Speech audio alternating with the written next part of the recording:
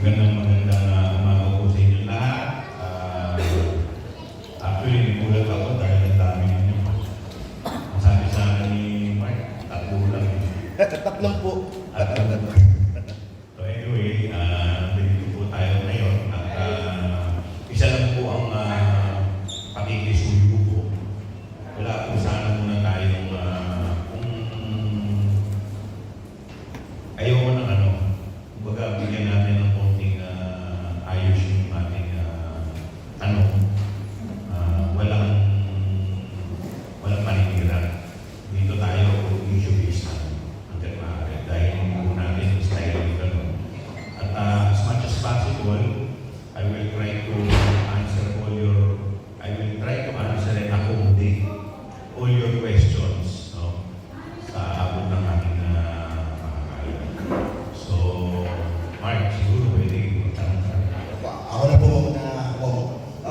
nung po sa statement po ninyo na you are asking VP Sara to resign sa DepEd, can you explain to us po yung pong inyong mga sinabi at bakit niyo po sinabi po yun?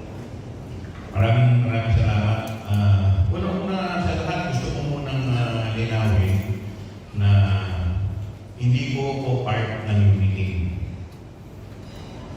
Hindi ko po kilala si Presidente Bongbong Marcos. Hindi ko po kilala si First Lady. At hindi ko rin po kilala o hindi rin ako malapit sa ating speaker. Diba? Para lang malinaw. At hindi ko po binoto si President Bongbong Marcos para po sa inyong kaalaman. Ako po ang nag-iisang aksyon demokratiko sa Kongreso. At hanggang ngayon, mananatili pa rin po ako na aksyon demokratiko. Pero, nung nakaraang halalan po, nagsalita na po yung taong bayan. Ang nakuha po ng ating Presidente, 31 million na boto. The people have spoken. So sa akin kung paniniwala, tapos ng election, it's time to move on. Dapat suportahan na po natin yung nanalo. At bilang parte po ng gobyerno, siyempre, hangat ko po na magtagumpay po ang ating gobyerno. Dahil kaya naman po kami lahat nandito. Kaya naman po ninyo kami lahat binoto. Para maging matagumpay ang ating gobyerno. At inaasahan din ng taong bayan na may iaangat sila sa kanilang kinalalagyan. Yung po ang papel namin dito sa gobyerno. Ngayon, tinatanong po ninyo kung bakit po ako nagbigay ng komento. Sa akin pong paniniwala, medyo tama na. Medyo sumusobra na yung banat sa Presidente. Tingin ko hindi na po ito banat at hindi na po ito nakakaganda sa ating bansa at sa ating ekonomiya. Pupunta po yung Presidente sa ibang bansa. Pag pumunta po ang Presidente sa ibang bansa, hindi na po siya si Bongbong Marcos. Siya na po ay ang Presidente ng Republika ng Pilipinas. Sa madaling salita, nire-representa na po niya ang ating bansa at lahat ng Pilipino. So sa akin po paniniwala, hindi naman po siguro tama na habang siya ay nagtatrabaho sa ibang bansa, pinapanatan po natin siya dito. Pinapahiya po natin ang Presidente sa ibang bansa. Pag pinahiya po natin ang Presidente sa ibang bansa, ang namapahiya po hindi lamang po ang Presidente, pati po tayong mga Pilipino. Kaya sa akin po, sana tama na po itong pamumulitika. Panahon na para magtulong-tulong tayo para maiangat po natin ang ating bansa. Ngayon, bakit po sinasabi na dapat pong mag-resign ang ating Vice Presidente? Binabanatan, ilang ulit akong binabanatan ng pamilya ng ating Vice Presidente, ang ating Presidente. At nakikita po natin wala naman pong ginagawa ang ating Vice Presidente. At may mga pagkakataon na umamin pa po ang ating Vice Presidente sa mga prayer rally na ginagawa ng kabilang kampo.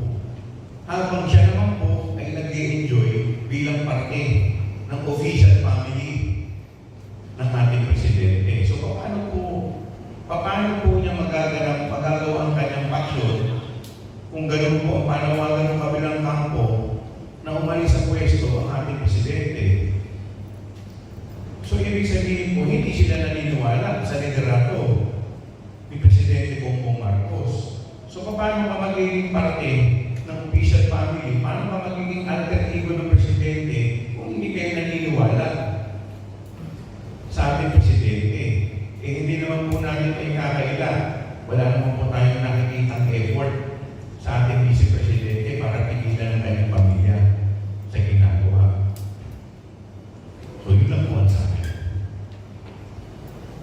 next question po.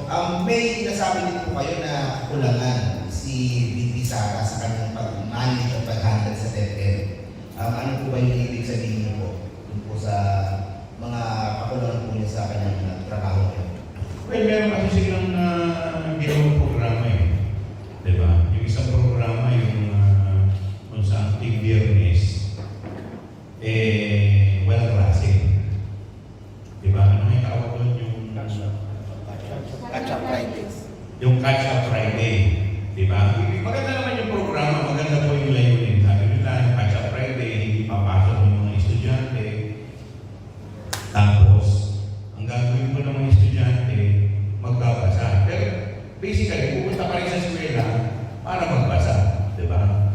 Ngayon, ang tanong ko po, ano pong babasahin? Kulang-kulang po tayo ng materialis. Ang nangyayari po sa ground, yung katotohanan, ang nangyayari po sa ground, yung mga estudyante nag-a-absent na lang, o yung iba nag-aalam mo lang ng cellphone, o kung ano-anong ginagawa, hindi po na gagawa yung layunin talaga ng programa.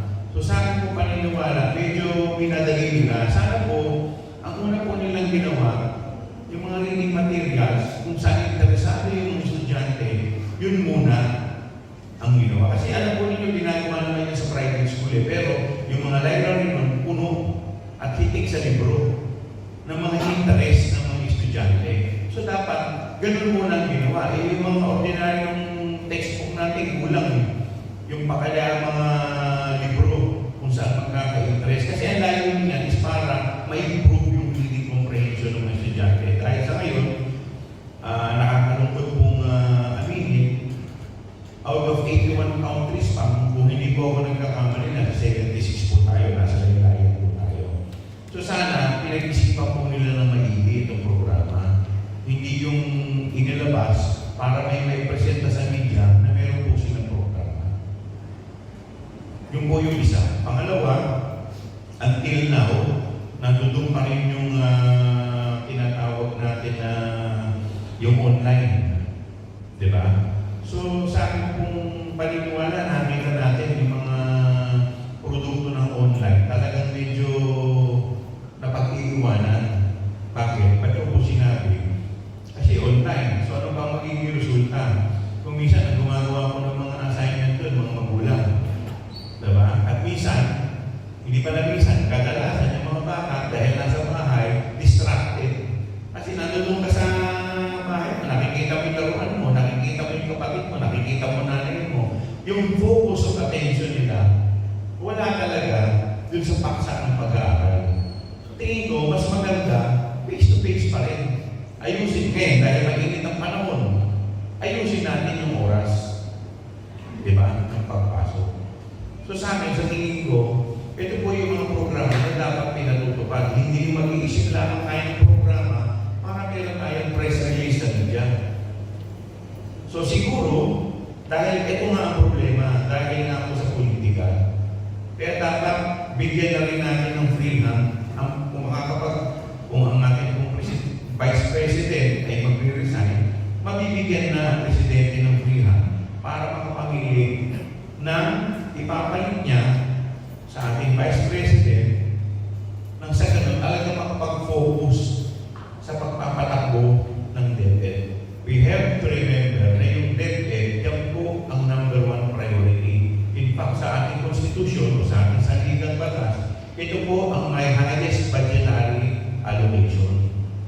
So sayang naman po, malaki ang pondo. Pinakamalaki ang pondo po dapat.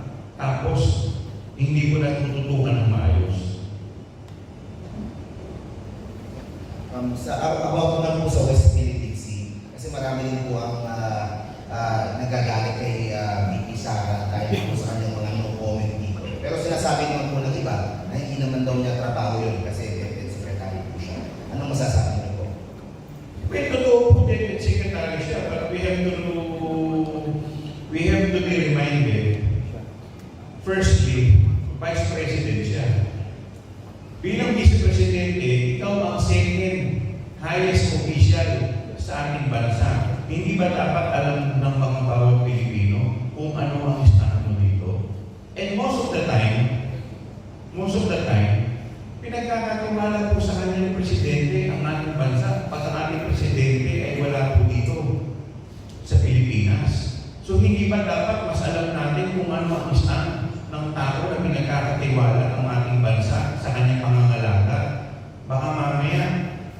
mangyari po, wag naman po sana, may mangyari po sa Presidente at least alam natin kung ano po ang stand ng ating Vice Presidente o pangalawang Pangulo. Okay, I will open the floor for question.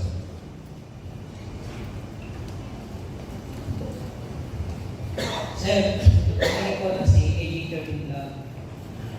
Ang una kong katanungan ay, sa pananaw po ninyo, ano po ang significant contribution ni VP Sara sa edukasyon para po makaangamay tayo sa international sa Southeast Asian countries? Well, alam po ninyo yung DepEd medyo mabigat na yan eh. Mabigat na departamento yan. In fairness naman, kay Vice President, tingin ko naman, gumagawa na naman siya ng paraan para makahanap ng solusyon. Kaya lang, ang problema po dito, divided yung kanyang attention. Siyempre, namumulitika ka, ayaw mong magkamali, gusto mo lahat po ng ilalabas mo, ipakular. Eh, hindi po ganun. Dapat po, yung ilalagay po natin dito sa DepEd, dahil ito po ay isa sa pinakamahalagang departamento, dapat yung attention focus. Hindi po nakatingin sa 2028. Dapat ang tingin po natin, hindi 2028. Ang tinitingnan po natin sa DepEd, dapat yung mga susunod na henerasyon. Diyan ang attention natin. Hindi yung nakatingin tayo, ano ba ang gagawin ko para sikat ako? Ano ba ang gagawin ko para popular ako sa tao? Hindi po yun. Dapat ang tinitingnan natin, ano ang gagawin ko para umangat yung edukasyon ng ating mga kababayan.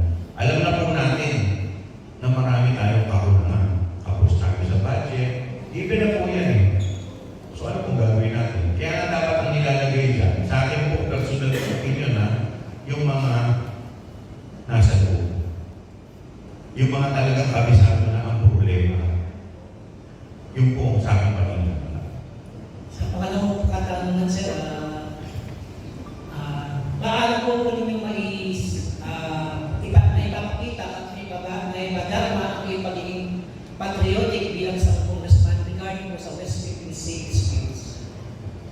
Well, lahat naman po kami, alam po ninyo, ang ating bansa, lahat po tayo, dapat, ang loyalty natin sa ating bansa. So sa ating loyalty, kasama na dito yung pagpoprotekta natin sa ating bansa. Bawat isla po dyan, dapat pinoprotektahan po natin. With more reason, kaming mga nakaupo mula sa Presidente, sa Vice Presidente, sa Senador, mga kongresista, dahil yan po ang sinumpahan namin. Nanumpa po kami na we will abide by the Constitution. At ano po yun sa ating Constitution? Siyempre, pagsisilbihan po natin ang ating bansa at ating mga kababayan. So dapat, kami po, ang loyalty natin ay nasa bansa natin. E nakikita po natin, naririnig po natin na yung mga mangingisda na kababayan natin, binubomba na ng mga tubig. So ano kung gagawin natin sa ganyan? Magpipikit mata po ba tayo? Hindi naman po natin sinasabi na tayo ay papasok sa gera. Hindi po natin gagawin yun. Pero may mga paraan para maiwasan po dumanas ng dugo. Pero at least, alam mo, yung mga namumuno kung saan talaga ang kanilang stand. Yun lang naman ang importante sa atin eh. Dahil para alam natin, pag tumating ang panahon na sila na ang namuno o nasa kanila na yung pinakamataas, di ba, na posisyon sa ating bansa, alam natin kung anong stand nila. Baka mamaya, binibenta na yung bansa natin, pinaghahati-hati ka na, hindi pa rin natin alam. Okay po, maraming salamat and good day po, sir. Good morning po. DJ Echel po from 31 Million Bukit. My first question is, more than ever, yung mga claims po against both camps, talagang kumbaga on an alarming scale na being a congressman, if ever po ba, or given the chance, naisip niyo po ba mag-authorize ng law na kung saan mas magbibigay ng pangil para sa mga cyberbullying crimes sa ating bansa? Well, tingin ko dapat, it's about time. Kasi medyo nawawala na yung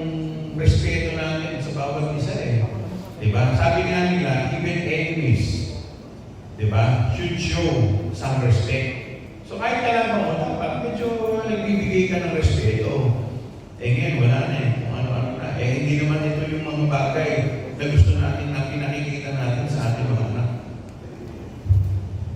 With regards to the West Philippine issue naman po, yun nga po, maraming gusto malaman kung ano talaga ang tunay na stand ni VP Sara. Pero ang madalas natin nakukuha sa kanya ay yung no comment niya. Ano po ba ang dapat asahan talaga natin? Kasi bilang reservist din siya, ang ginagawa kasing excuse minsan ng mga supporters niya, DepEd naman daw siya, hindi siya defense secretary. So, saan po, where do we draw the line na dapat makialam siya? Well, kagaya po ng binanggit ko kanina, hindi dahil sa DepEd Secretary siya. Ito ay bilang Vice President siya. So dapat alam natin kung ano ang stand ng pangalawang Pangulo o yung pangalawa sa pinakamataas na opisyal ng ating bansa. E paano na kung dumating ang panahon, huwag naman po sana pumasok tayo sa gera. Eh di hindi natin alam yung katabi natin kung anong stand. Baka mamaya katabi natin nakasuot ng uniforme natin pero pinaparik tayo. Di ba? Dapat lahat tayo bilang Pilipino, dapat nagkakaisa tayo, lalong-lalo na sa pagprotekta ng ating soberenya. Last na lang po. Tungkol po dun sa mga nakikita po natin na trabaho ng ating mga public servant. Ano po yung pwede niyo pong masabi sa ating taong bayan kung i-rate niyo po ang ating pamahalaan on a scale 1 to 10, nasaan po siya ngayon? Well, in fairness naman to the President, no? Ang hirap kasi ng ginabutan niya eh. Siyempre, medyo galing tayo sa pandemic. So, hindi naman natin totally po pwedeng isisi kay President Duterte na nakaraang administrasyon dahil nung administrasyon niya, matindi rin yung dilubyo na inabot pandemic. So ngayon, nasa estado tayo ng pag-aangat. Kaya ngayon ginagawa ng ating Presidente, pumupunta sa ibang bansa para mag-lock up ng mga investor at yung mga investor magtiwala sa ating bansa dalhin dito na makapag-generate ng trabaho. Pero para makakapagtrabaho ang Presidente, kung binabanatan siya, pinapahiya siya sa ibang bansa. Eh ang tangan niya, ang bansa natin. Kagaya nga ng binanggit ko kanina, pag pumunta siya sa ibang bansa, hindi na siya sa BBM. Siya na ang Republika ng Pilipinas, Presidente ng Republika ng Pilipinas. Eh isipin mo, kaharap mo, mga negosyante sa ibang bansa, tapos biglang tatawagin kang bangat. Ano naman ang mukhang iaharap ng ating Presidente? Pinapahiya niyo siya sa international community, pero hindi lang siya napapahiya. Ang buong bansa natin napapahiya. Nagmumukha po tayong katawa-tawa. Kung wala po tayong maitutulong sa ating Presidente, mas maganda, tumahimik na lang tayo. Thank you po. Magandang umaga po, Congressman. Palilis palagi sa TV po. Tanong ko lang po, si VP Sara, 32 million yung bumoto sa kanya. Dito sa Maynila, marami rin mga taga-suporta siya. Hindi po ba kayo natatakot na baka hindi na kayo iboto ng mga taga-suporta niya? Alam po ninyo kung saan natatakot? Natatakot po ako. Diba? Hindi lang sa boto, siyempre dami magsasabi sa akin, ako, pinanggal mo, napakamapangyarihan yan. Kung amin ko po sa inyo, natatakot ako. Pero kung mananatili po tayo natatakot, mananahimik po tayo, magbubulag-bulagan po tayo, ano po mangyayari sa bansa natin? Huwag po natin tignan yung takot. Ang tignan po, matakot po tayo.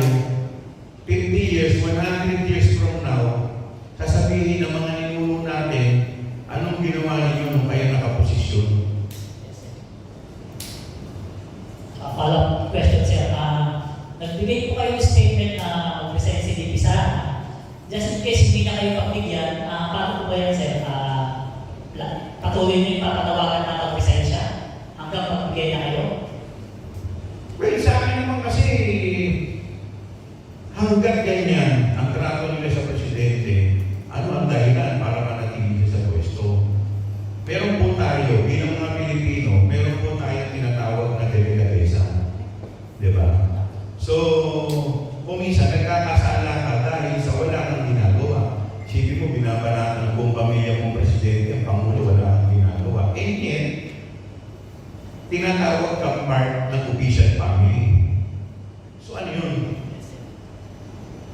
Sabi ko nga, you cannot have the best of both worlds. Gusto mo sumalo ka dito, sasalo ka rin dito. Wala pong ganun.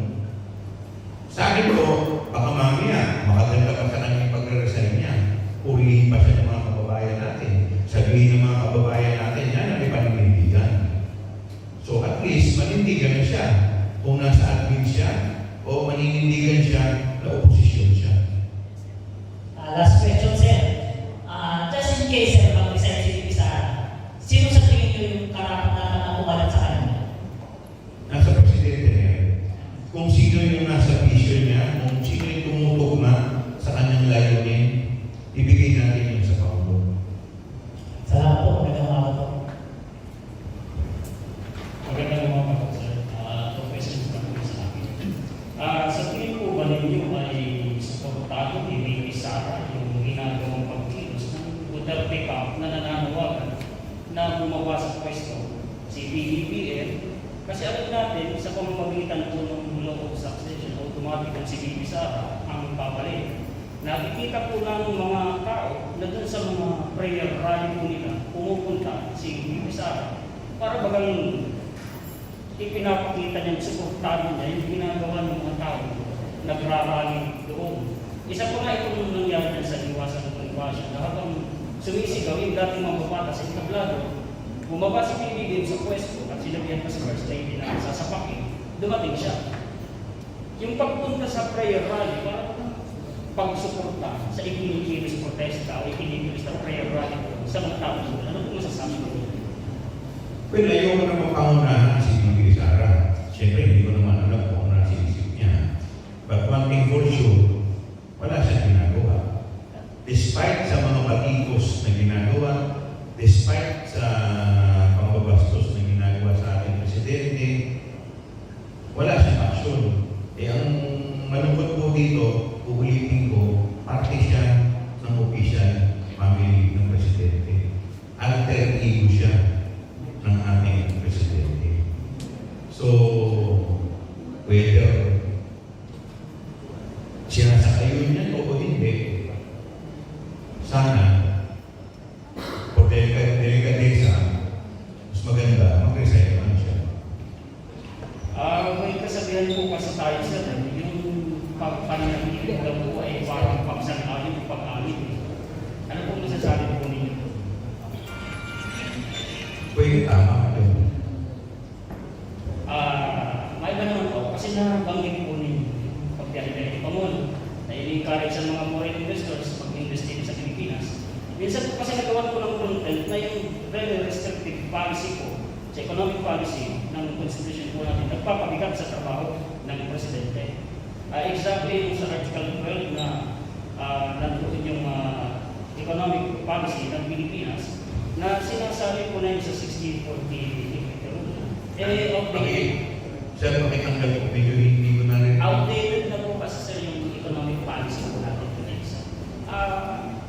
Ano po masasabi po ninyo na habang ang Pangulo nandun, iniimbita ang mga foreign investors.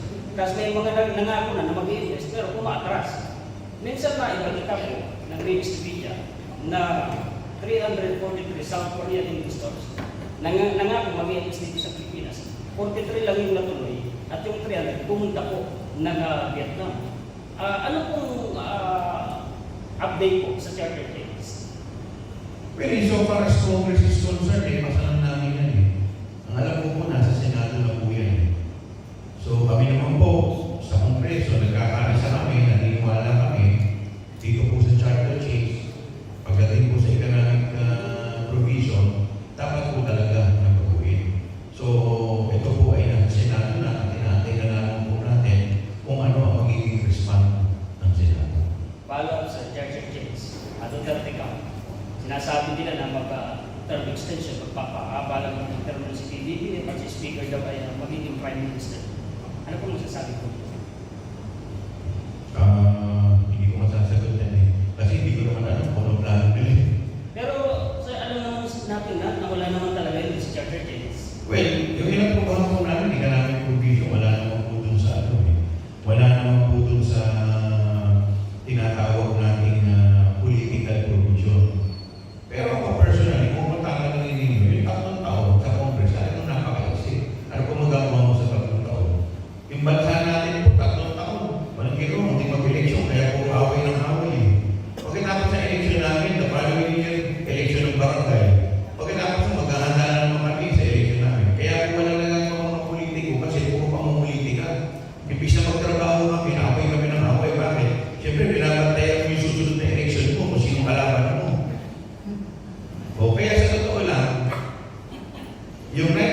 1987 Constitution is, ito po ay pro-political dynasty constitution. Bakit po sinabi? Nagpasa po sila ng provision dyan. Sabi po dyan, may anti-dynasty provision. Pero naglagay ng volatilya na para ito mapatupad, kailangan magpasa uli ng batas. Eh, sino naman sa Congress ang magpapasa niyan? Sa Senado, ay puro magkakamag-anak lahat ng mga nandiyan dyan. Di ba? Pangalawa, meron, kaya sinabi nga na pro-political dynasty itong 1987 Constitution eh. Naglagay tayo ng party list system. O yung party list, ilagay yan dyan. Pag wala nang matakbuhan sa distrito nila, sa probinsya nila, o isang kamag-anak, ilalagay sa party list. O di, another baluarte yan ng mga politiko. Kaya sa totoo lang, huwag kong ninyong sabihin na yung 1987 Constitution ay maayos. Yan, dinesign para po magkaroon, maprotektahan ang mga baluarte ng mga politiko. Yun lang sa malinaw naman na hindi mag-perpetrate sa pwesto ng Presidente ng Chapter. Salamat po. Good morning, sir. Tatanong ko lang po sana kung pag di mo kaya niyong mag-resign sa VP, sa tingin niyo po ba karapat dapat siyang mag-resign as a Vice President or karapat dapat na siyang mag-resign na hindi po babawasan na yung handle, kung yung pagiging Deputy Secretary, ayun na lang sana yung maalisin para sa tingin niyo mas makakapag-focus na ng maayos kung saan nag-focus na siya sa pagiging Vice President. Lilinawin ko po yung panawagan po as Deputy Secretary, hindi po as Vice President. Kasi po, ang ating pong Vice President ay ginagawa ng tao. So yung pagkakahalal po sa kanya, binibigyan po siya ng mandato ng tao ng 6 na taon. So yun po, dapat po siyang manatili bilang Vice Presidente. Pero bilang Deputy Secretary, kaya po nananawagan dahil parang hindi po sila naniniwala sa ating Presidente sa mga aksyon na kanilang ginagawa. Kaya po sabi po natin, ako kung bilang parte ng gobyerno, kung hindi ka naniniwala o yung pamilya ninyo ay hindi naniniwala sa ating gobyerno, siguro mas nararapat na mag-resign ka na para at least makapagtrabaho ka kung ano man yung gusto mong paniniwala, ituloy mo. So, last na lang. Sa inyong palagay, kung makakapag-grow kayo ng line sa magkakaroon kayo ng standard sa pagiging Deputy Secretary, ano yung dapat taglay yung tao niya para magawa niya ng magampanan niya yung tungkulin niya bilang Deputy Secretary? Siguro dapat meron siyang karanasan. Diba? Malawak ang kanyang karanasan dahil unang-una, binibigyan sila ng napakalaking budget eh. So yung pondo na binibigay sa DepEd, hindi po biro. So at least, kung ikaw ay tagaloob, di ba? Malawak na karanasan mo, alam mo kung ano ang talagang problema ng nasa loob. Hindi ko po sinasabi na kahit na nasa loob ka, perfecto ka. Pero at least, mas maigi na yun kaysa sa yung bago ng salita. Kasi kung kagaya namin, iuupo mo dyan, eh syempre nasa isip namin, politika. Eh kaso, ang kasalali mo dito, milyong-milyong mga bata eh. Hindi naman po ito ordinaryong departamento. Thank you very much.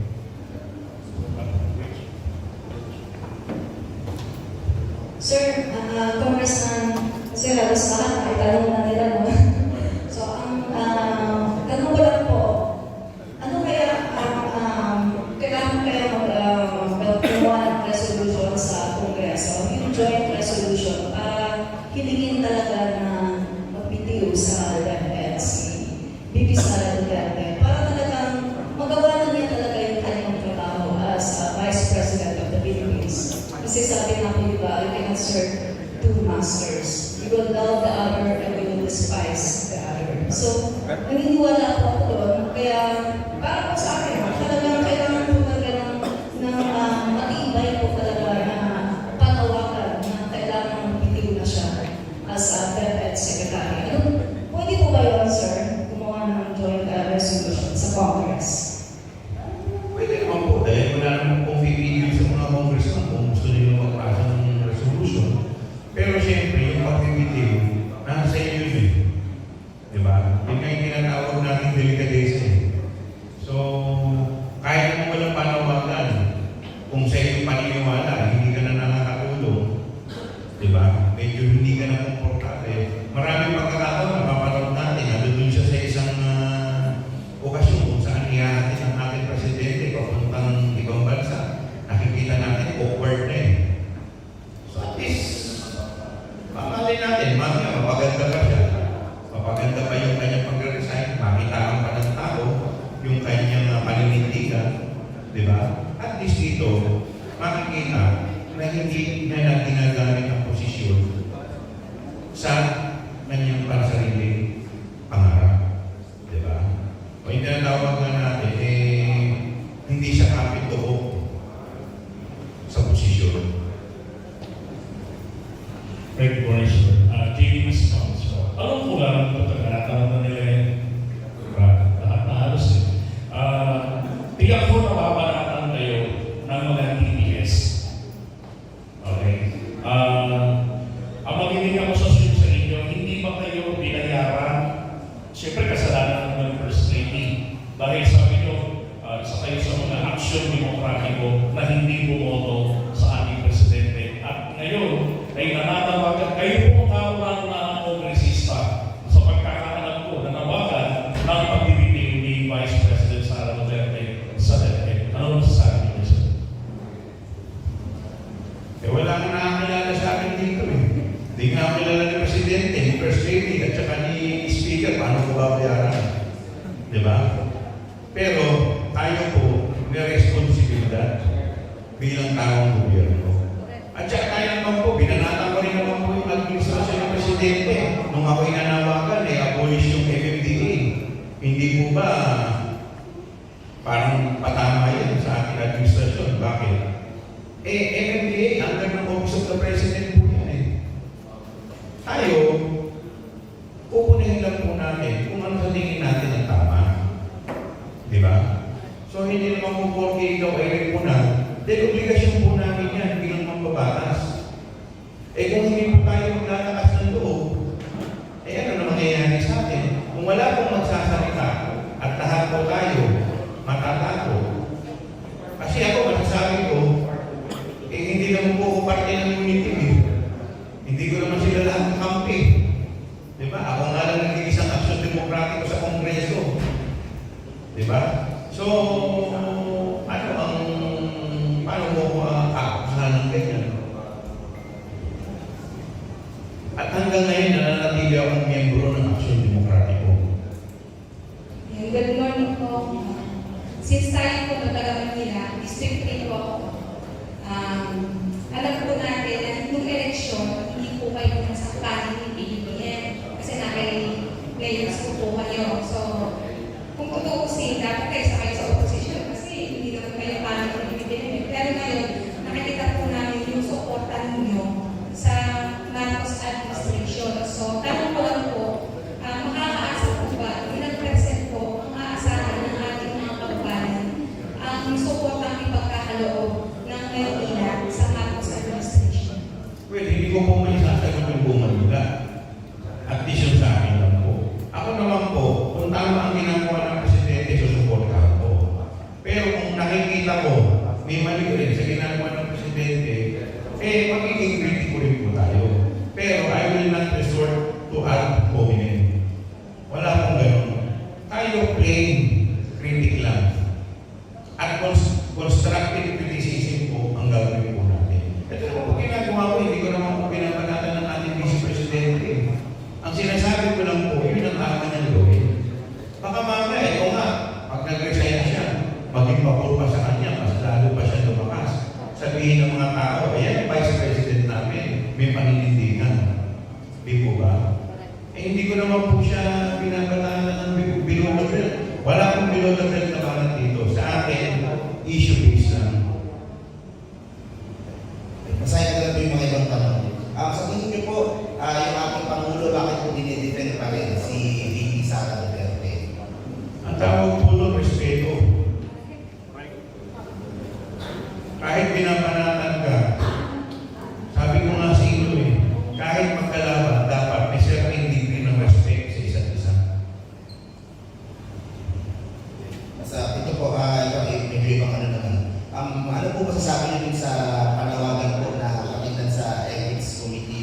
mga statement ni Congressman Pantaleon Alvarez na ina-undermine po yung Pangulo at tumatawag po sa AFP para umalas sa Pangulo.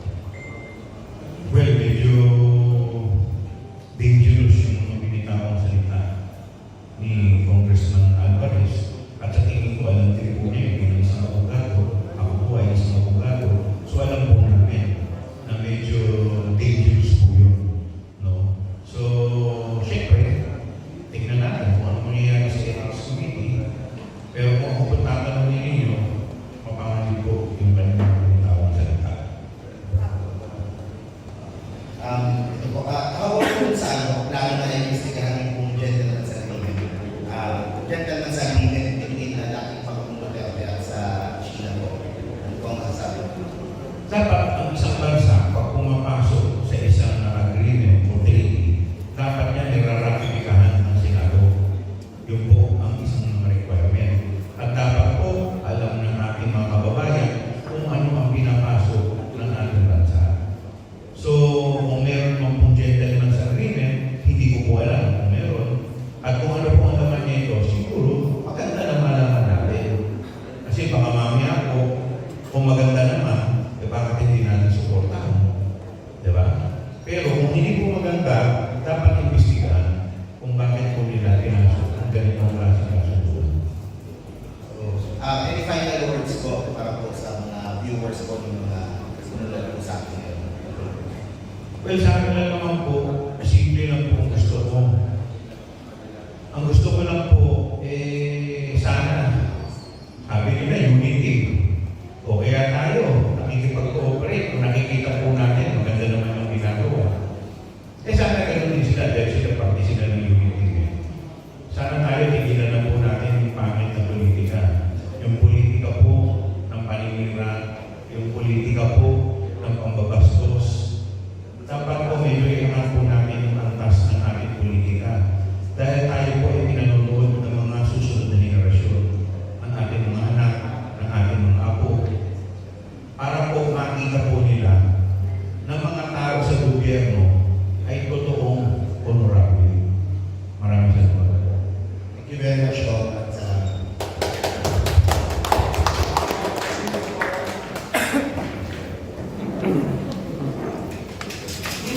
Hello. Thank you very much po for coming.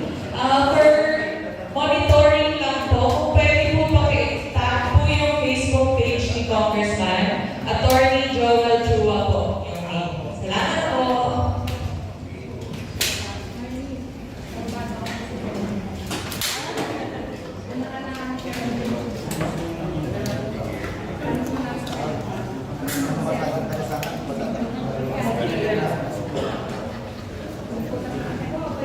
Yan po mga kababayan, parang napahinggan po natin ang pahayag ni Congressman Joel Chua ng District 3 ng Maynila. At yun nga, napakalinaw naman no, ang kanyang mga pahayag ngayong araw na tungkol sa